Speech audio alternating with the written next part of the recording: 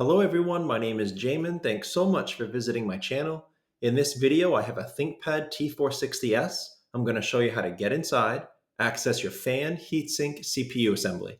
So first thing, power down your computer, make sure that it's off and unplugged from your charger. We're then going to flip your computer over to access the bottom case screws.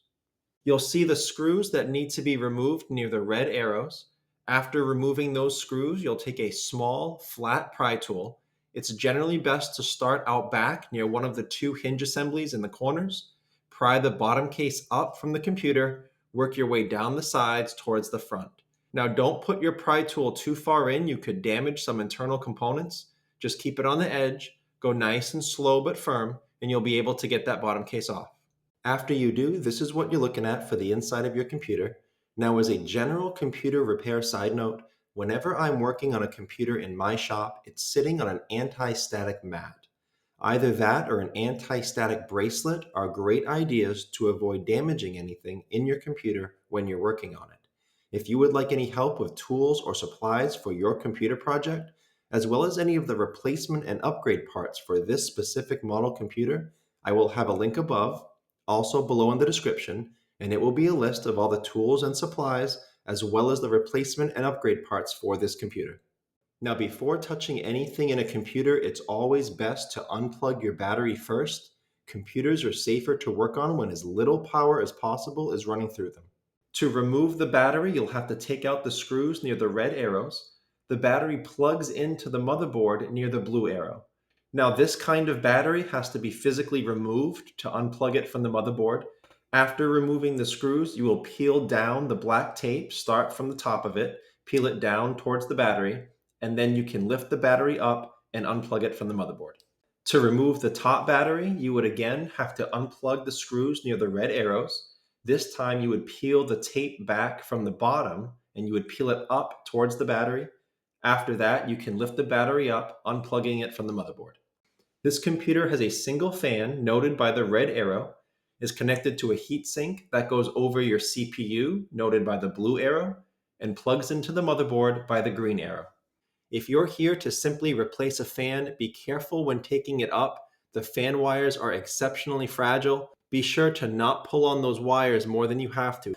Just try to manipulate the plug, if at all possible, with your fingernails or a pry tool or even a small pair of pliers.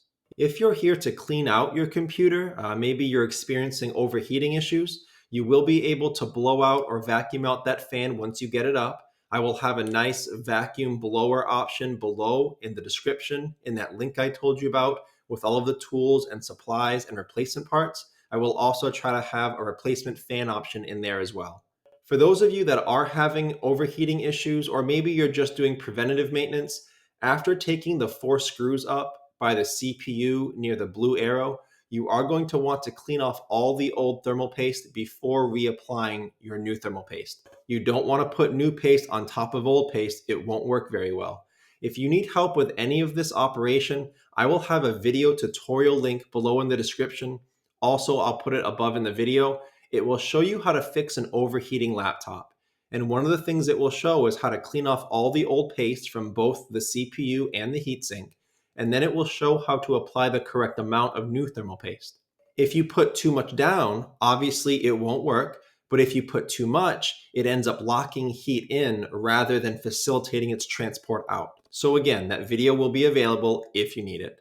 One more thing to shout out about thermal paste, they're not all created equal. Generally speaking, the cheaper stuff will do a good job, but a little more expensive stuff will do a better job. I will try to have 2 different thermal pastes in that list for you to choose from. And lastly, as long as you're in your computer, check out near the blue arrows, this is your RAM. RAM is a large part of your computer's speed and performance ability. And this computer has a good amount of RAM upgrades available.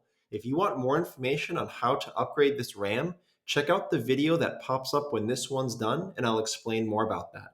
If you have any questions, check out the FAQs below in the description. It could save you some time getting an answer. If you do need to leave me a question or comment, please feel free. I try to check those a couple times a day at least. Thanks so much for watching, everyone. I look forward to seeing you on my next video.